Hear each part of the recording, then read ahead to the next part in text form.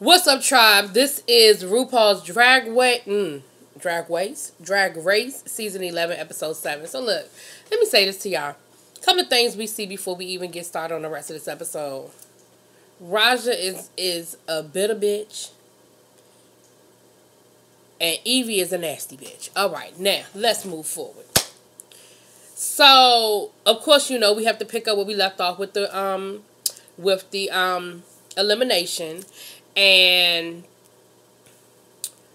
Scarlett was eliminated, and Raja's just being so nasty and so petty, and, you know, not even giving Scarlett her moment, you know what I mean? Like, we're just going to erase her message. I don't even want to read that message, and she this and she that. And, you know, Nina was like, well, it seems like you're real bitter. Like, what's going on? And she was like, well, I was bitter because I feel like she knew she was the weakest link, and she should have just said it. Who the hell is going to do that, Raja? You not doing it. Whenever you're not up to par, or you make a mistake, or you don't do what you're supposed to do, you don't admit it, you find everybody else to blame. Everybody does that. It's a competition. Ain't nowhere in the world I'm going to stand on stage and say, I should go home. The fuck? I don't give a daggone if I forgot all my words, forgot all the dance moves, and my outfit had a rip up the seam. I ain't never going to say it's supposed to be me. And so you can't be mad at her for not, you just mad that she said you. If she had said somebody else on that stage, you'd have been perfectly fine with that. But anyway, so that's kind of where we pick up. Okay, so this week, the mini challenge, they have to do it's like a boob thing where they put the fake boobs on, and that bra that Silky Ganache had was pretty. That was a beautiful bra she had. But they had to, and then they were going to do what's that thing with the potato sack race, and basically to see, you know, who could give the best boobage, right?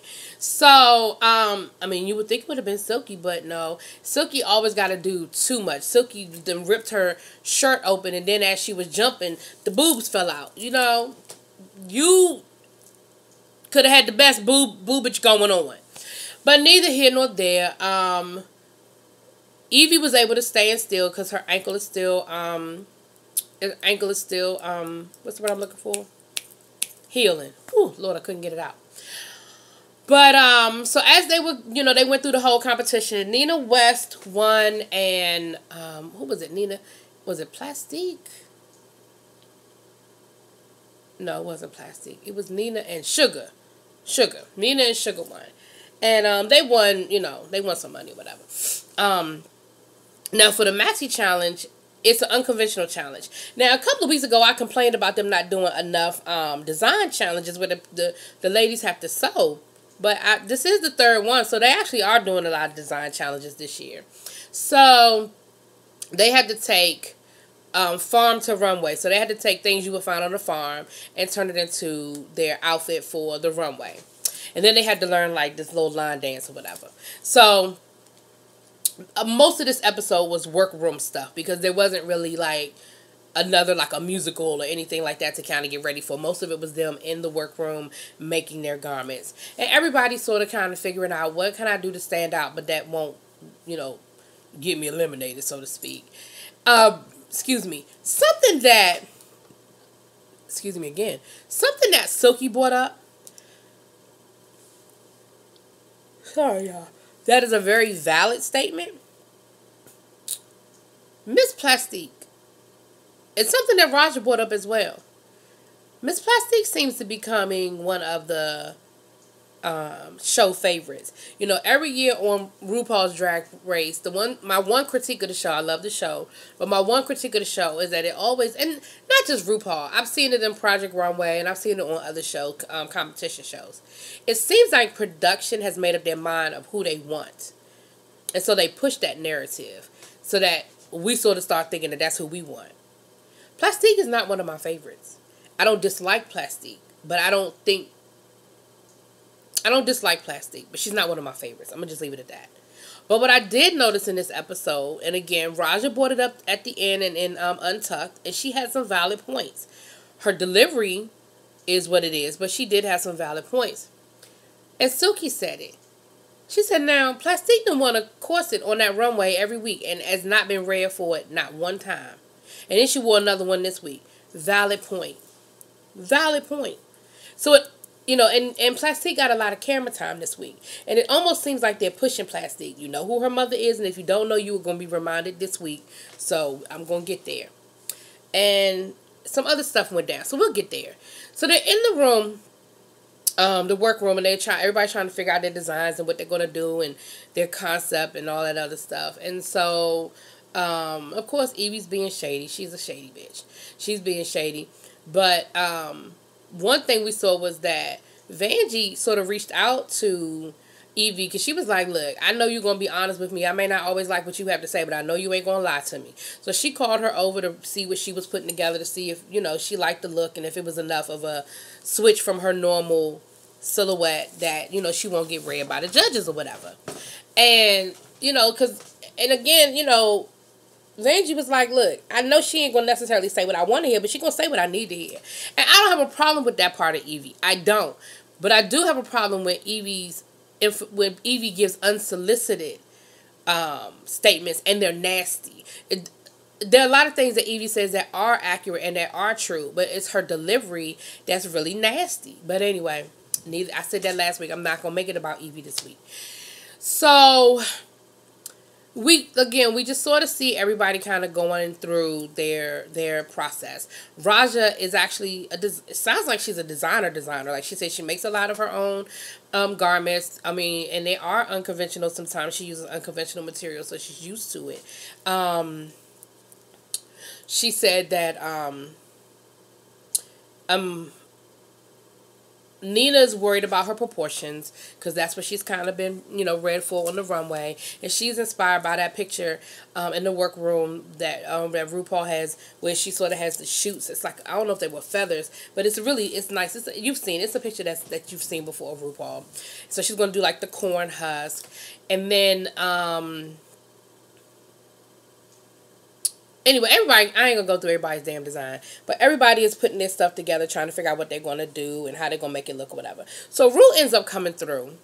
And there's a lot of time in the workroom this week. And Ru talks to everybody individually. And she sort of lets them know, look, this is where the judges kind of see you right now. And what are you going to do to sort of fix it? And she talked to Brooklyn and she was like, hey, we know that you can dance. We know that you know how to turn a look. However, we're not seeing a lot of personality from you. You're not giving us a lot. You need to work on it. And she basically said the same thing to Plastique. And Plastique starts telling a story about not being accepted by her family and how her family doesn't know she's there and, how she's just had a lot of struggles with her family. She breaks down crying and her and Ru have a moment and Ru says, hey, you belong to our family now and you have a new mother and, I am here for you and that is what we are here for. That's the great thing about our community. We get to choose our family and, they kind of went through that whole thing. And honey, Raja was giving her the side eye the whole time. Raja was like, so the minute they tell you don't have no personality, all of a sudden you got a whole sob story and you crying. And when Raja first said it, I was like, well, dang, Raja, you so bitter. But when we get to the end of the episode, again, I ain't mad at Raja. Well, it's really in Untucked. I ain't even mad at Raja. They get to Silky, and, Silky can't let go of, she keeps saying, well, I got red for being beautiful. I got red for being beautiful. No, you got red because you didn't follow the challenge. Being beautiful is not the issue. You didn't follow the challenge. It was a Halloween type challenge, and they were saying you didn't make your face. You didn't give us anything in any witch in the face. Like, you're missing that whole point. But she was like, well, I'm going to do it this week, and if you don't like it, you can make me lip sync. And Ru was like, I will. Like, that's what what we do here. Silky's not getting on my nerves as much as she did in that first episode, and I actually do like Silky, but I do need Silky to step it up a little bit. I do, and that's what Ru told her. She was like, you've done a lot off of your personality, and you have, but you're gonna have to give us more. And I feel like that was her sort of like her warning shot to Silky, like, look, your personality is only going to carry you but so far. We still got to see if you can do all the other categories, if you can get everything together. So, when she talked to Raja, she basically was letting Raja know, look, boo, you done been in the bottom. I'm going to need you to get it together. What I noticed, no matter how great you are of a lip syncer, at a certain point, somebody comes along that is better. Somebody comes along that is fresher. You know, and I think sometimes you just get tired of lip syncing. You get tired of being at the bottom. It's got to be deflating that week after week after week, no matter what you do, you think you putting the best thing out there. You think you putting your best foot forward, and you always end up in the bottom. Like, there's got to be something a little deflating about that. So yeah, you can still be lip sync for your life and be the lip sync assassin. You know, we saw Monet Exchange was that lip sync assassin, but at a certain point, people know your moves. At a certain point, you're no longer standing out. You know, Ru told Vanjie, look, you got to stop giving us that same silhouette. You know, Michelle done read you for it. You know how Michelle is. You got to give us something different, you know. Who else? Nina West. I don't really think she got that major of a critique. Now, the other thing they did, and, you know, I said it last week. I'm going to say it again. I hate that they do is now it's, well, I asked the losing team last week who should go home. So I'm going to ask the winning team who you think should go home. So that's going to always cause issues. That's going to always cause problems. So, of course, Silky said Evie because she's pissed off at Evie and she don't like Evie.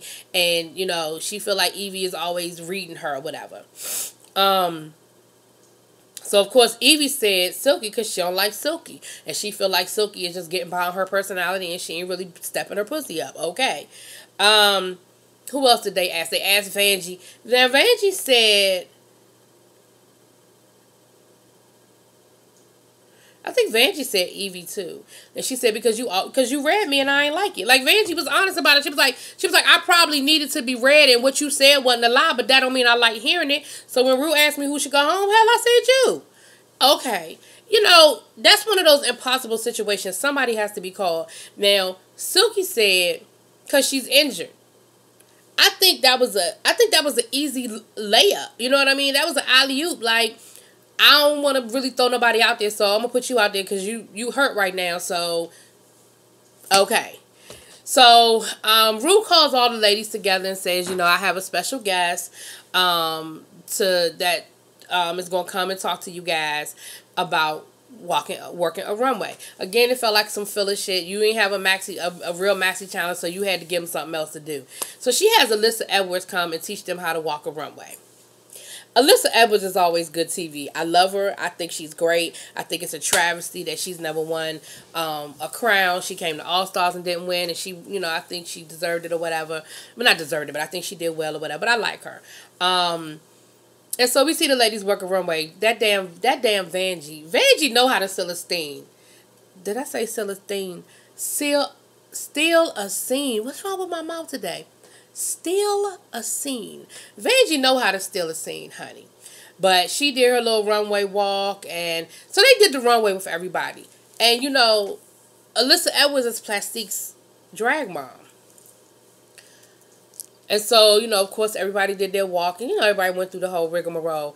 Miss Plastique comes out because Alyssa was like, if you're not representing and you're not really, you're not putting a good name out there, I'm going to disown you. So, of course, Plastique did her thing and it was perfection. And then she said, oh, well, I'm not done. And so then she goes into a split, you know. And again, I'm like, I'm noticing. Again, I got my good eye. I'm noticing, you know. All right. So, Mommy, Mama. I'm going to have to, all right. Mama. I need to finish this up because I got to take that phone call. But I need to finish this video up. So, this review up. So, they get back into the workroom. Some things went wrong. Akira's outfit kind of fell apart, so she had to sort of improvise. Raja said that Plastique stole her material, so she had to sort of improvise. And so, you know, there we go. So, all right, let's do our runway. Evie Oddly did like a Hawaiian play on fall, which, of course, is interesting because Hawaii doesn't really have a fall per se. Candy Burst and Amber Valletta are our guest judges this week. Nina West, she did a whole Cornhusker thing. It was something weird about her walk. It was something weird about her whole, I don't know if she was scared, like she couldn't walk too hard because it was going to mess up the dress. Like, I don't know, but something weird was going on with her walk or whatever. So the outfit really didn't do a whole lot for me because I just couldn't. It was just weird. Brooklyn slayed that shit. Okay, now my only critique of it was a lot of draping. It wasn't really a lot of construction, but it looked good. So oh well, and it was denim, so she didn't do a lot of the unconventional, because it was mainly a denim drape, and then she had this peekaboo review on the back with her booty. It was cute. Brooklyn did that. I ain't gonna lie, Brooklyn did that. Akira is my girl, and I love Akira. Akira didn't do it for me this week. I liked her makeup before she put her wig on. When they showed her in the workroom doing her face, I was like, okay. But then when she put that wig on, something got washed out, and that outfit was just...